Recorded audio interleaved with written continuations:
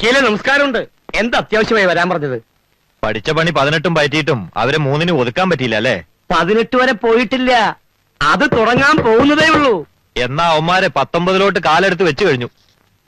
തെളിച്ചു പറ വക്കീലെ, പ്രഷർ കൂടും. ഇപ്പൊ കേസ് ഇത് സിവിലാണ്. പക്ഷെ അവരൊന്ന് പിടിമുറുക്കിയാല് സംഭവം ക്രിമിനൽ ആവും. ഓ എന്റെ പറശ്ശിനിക്കടവ് മുത്തപ്പ, വിഗ്രഹം മാറ്റാൻ ഒരു വഴി പറഞ്ഞു തരണേ. പേടിക്കാതിരിമ എന്നെ.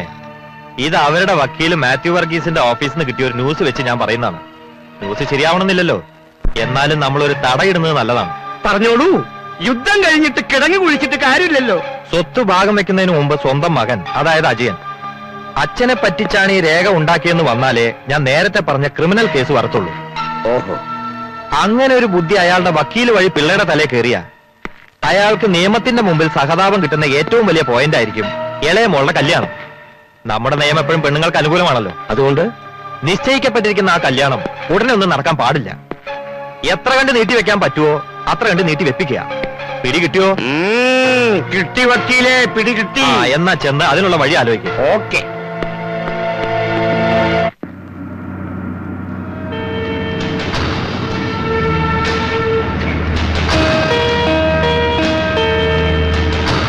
അജയ, ഏപ്രിൽ 14 പറയുമ്പോ ഇനി ഒട്ടും സമയമില്ല.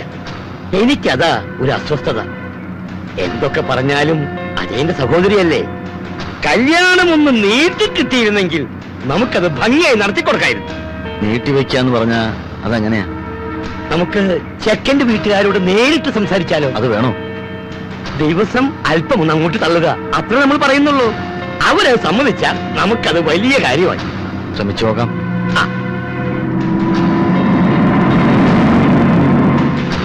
മോനെ, ദാ വലതുവശത്ത് കാണുന്ന വീടാ. ചന്ദ്രപ്പ, വണ്ടി ഒതുക്ക്.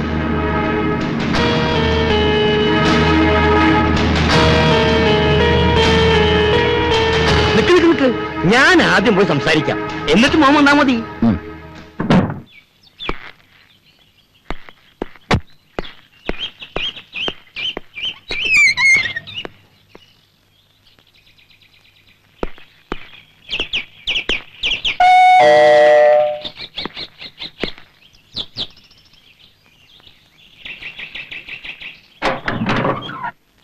നെല്ലിശ്ശേരി വിശ്വനാഥമേനന്റെ വീടല്ലേ? അതെ. എന്റെ പേര് KGP മേനോൻ. നമസ്കാരം. വരൂ, അകത്തേക്ക് വരൂ. അയ്യോ വേണ്ട, ഒരു കാര്യം പറഞ്ഞിട്ട് പോകാനാ. എന്താ വിശേഷിച്ച്? ആ അർജുനൻ പിള്ളയുടെ മകളെ ഇവിടത്തെ പയ്യന് വേണ്ടി ആലോചിച്ചു എന്നറിഞ്ഞു. അതെ, തീയതി വരെ നിശ്ചയിച്ചല്ലോ. എന്താ കുട്ടിക്ക് വല്ല? ഏയ് അതൊന്നല്ല, പിള്ളയുടെ സാമ്പത്തിക സ്ഥിതി ഇപ്പൊ ഇത്തിരി മോശ. പറഞ്ഞ തീയതിക്ക് കല്യാണം നടക്കേണ്ട കാര്യം സംശയമല്ല, നടക്കാൻ സാധ്യതയില്ല.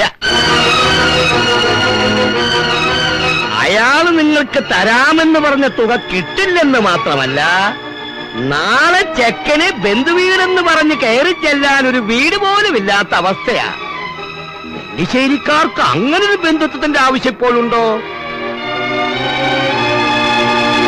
പയ്യനല്ലേ? അതെ, എന്റെ മോന്. അപ്പൊ കാര്യങ്ങളൊക്കെ നേരിട്ട് അന്വേഷിച്ചേക്ക്, അല്ലെങ്കിൽ പിന്നെ നാണക്കേടാവില്ല. നിങ്ങൾക്ക് ഈ കല്യാണം മുടക്കാൻ എന്താ അത്ര താല്പര്യം? അയ്യേ, കല്യാണം മുടക്കേ? ഞാനോ? ഞാൻ വന്ന് പറഞ്ഞേ ഉള്ളൂ. സ്വന്തം ആങ്ങൾ ഇത് വന്ന് പറയുന്നത് ശരിയല്ലല്ലോ എന്ന് കരുതിയ. കാറിലിരിക്കുക ജയസുധയുടെ ആങ്ങൾ അജയൻ. അജയ, ഒന്നും ഇങ്ങോട്ട് വന്നേ.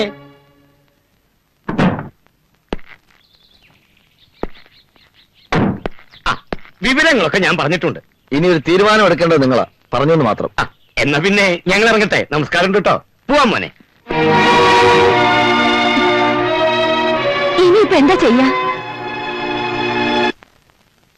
ഏയ്, ഇത് മനഃപൂർവ്വം നിങ്ങൾ ആരോ തെറ്റിദ്ധരിപ്പിച്ചതാ. വേറെ ആരുമല്ല, കല്യാണപ്പെണ്ണിന്റെ സഹോദരൻ തന്നെ നേരിട്ട് വന്ന് പറഞ്ഞ കാര്യമല്ലേ. ഇവരെന്താ വിശ്വസിക്കാതിരിക്കണം? നിങ്ങളുടെ കാല് പിടിച്ച് അപേക്ഷിക്കാണ് ഈ കല്യാണം വേണ്ടാന്ന് വെക്കരുത് എന്ന് പറഞ്ഞാൽ എങ്ങനെയാ? സാമ്പത്തികം നിങ്ങൾ ബുദ്ധിമുട്ടിലാണെന്നുള്ള സത്യമല്ലേ? വീടിന്റെ കാര്യത്തിലും കോടതിയിൽ നിന്ന് തീരുമാനം വരണം, ശരിയല്ലേ? പിന്നെ നിങ്ങൾ പറയാൻ പോകുന്നത് കാശിന്റെ കാര്യത്തിൽ കുറച്ച് സാവകാശം വേണം, വീടിന്റെ ഷെയറിനെ കുറിച്ച് നമുക്ക് പിന്നെ സംസാരിക്കാം എന്നൊക്കെ അല്ലേ? എന്താ ഒന്നും മിണ്ടാത്തത്? ഇത്രയ്ക്ക് ഗതിയില്ലാത്ത ആൾക്കാരുമായിട്ടുള്ള ബന്ധം ഞങ്ങളുടെ മോന് തലയിൽ കെട്ടിവെക്കാൻ ഞങ്ങൾക്ക് താല്പര്യമില്ല. അപ്പൊ ഈ വിവാഹം നടക്കില്ല.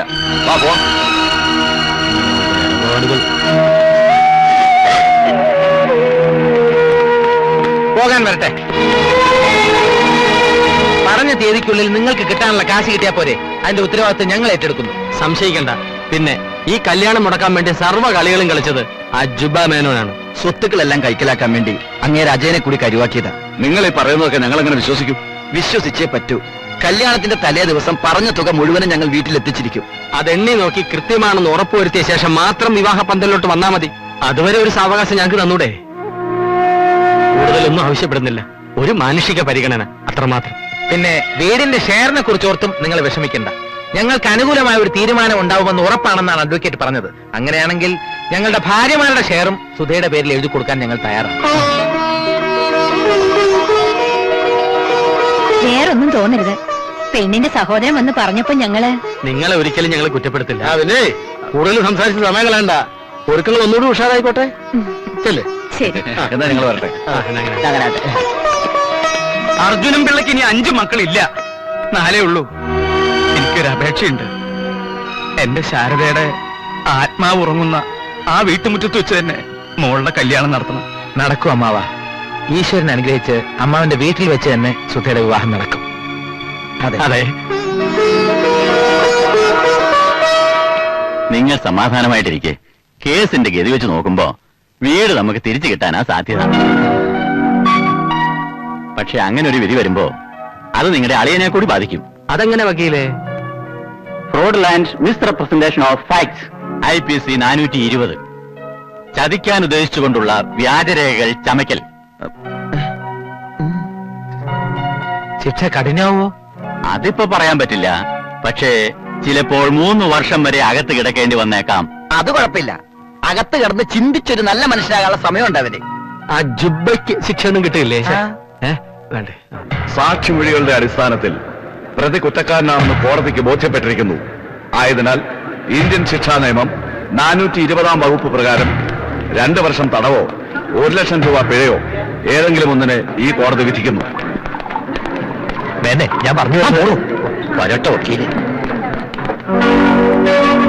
സ്വന്തം അളിയനെ തന്നെ കോടതി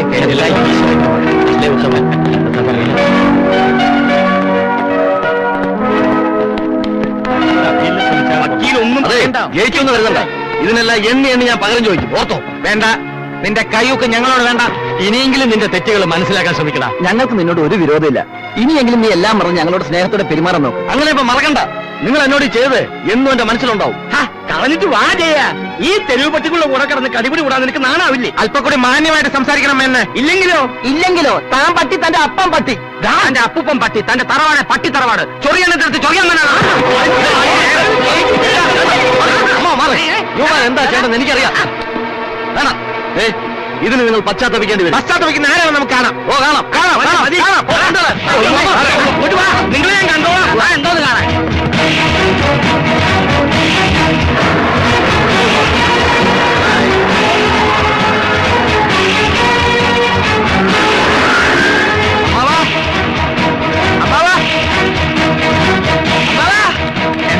എന്താ?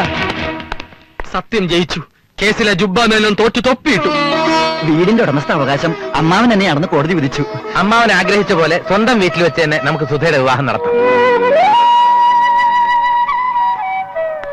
എന്താ അമ്മാവ് ആലോചിക്കുന്നേ? ഒന്നുമില്ല. വിവാഹത്തിനുള്ള കാര്യങ്ങള് കുറച്ചു ദിവസമേ ഉള്ളൂ. അതൊക്കെ ഞങ്ങൾക്ക് വിട്ടു തന്നേക്ക്. എത്ര കഷ്ടപ്പെട്ടിട്ടായാലും അന്തസ്സായിട്ട് തന്നെ ഞങ്ങൾ സുധയുടെ വിവാഹം നടത്തും. അല്ലേ? പിന്നെ ആദ്യം മാലപിടി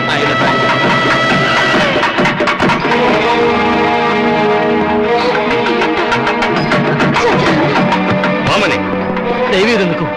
അയ്യാ, പ്രശ്നം ഉണ്ടാക്കരുത്. നടക്കാൻ പോകുന്ന നിന്റെ പെങ്ങളുടെ കല്യാണമാണ്. ഇപ്പൊ അവന് അങ്ങനെയുള്ള ബന്ധങ്ങളൊന്നുമില്ല. നിങ്ങളൊക്കെ കൂടി അവനെ കോടതി കയറ്റിയില്ലേ? അതോടെ തീർന്നു. അതൊക്കെ കഴിഞ്ഞ കാര്യങ്ങളല്ലേ. എല്ലാം നമുക്ക് മറക്കാം. അതങ്ങനെയൊന്നും മറക്കാൻ പറ്റില്ല. അതെയാ, എന്തും നമുക്ക് പറഞ്ഞു തീർക്കാം. ഈ ചടങ്ങൊന്ന് കഴിഞ്ഞോട്ടെ.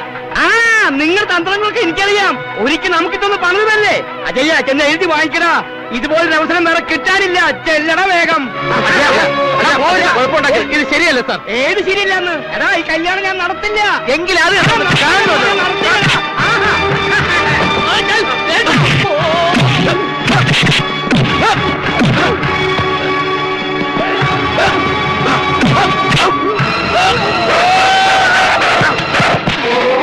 എന്താ പ്രശ്നം? അജയ, ഒന്നും നീയൊക്കെ എന്താ വിചാരിച്ചത്? ഞാനിന്ന് ഇരുമ്പഴിക്കുള്ളിൽ കഴിയുന്നു. എല്ലാരും ഇതിൽ ഒപ്പിട്ടില്ലെങ്കിൽ ഈ കല്യാണം നടത്തില്ല. അജയനാ പറയാം.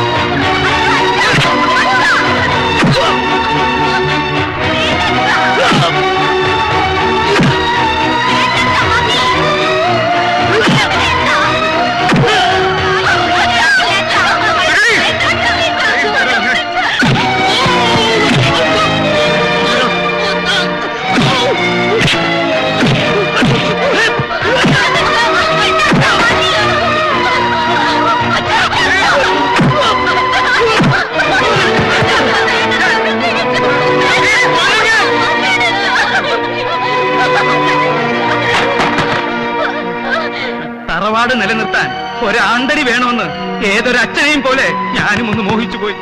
അവസാന കർമ്മം ചെയ്യാൻ ഒരു മകൻ വേണമെന്ന് ആരാഗ്രഹിക്കാത്തത്? നിന്നെ എനിക്ക് ദൈവം തന്നപ്പോ ഞാൻ എന്റെ മറ്റുള്ള മക്കളെ വരെ മറന്നു. മക്കളെല്ലാവരും ഒരുപോലെയാണെന്ന് നിന്റെ അമ്മ എന്റെ ശാരദ കണ്ണീരോടെ പറയുമ്പോഴൊക്കെ ഞാൻ എതിർത്ത് നിന്നിട്ടേ ഉള്ളൂ.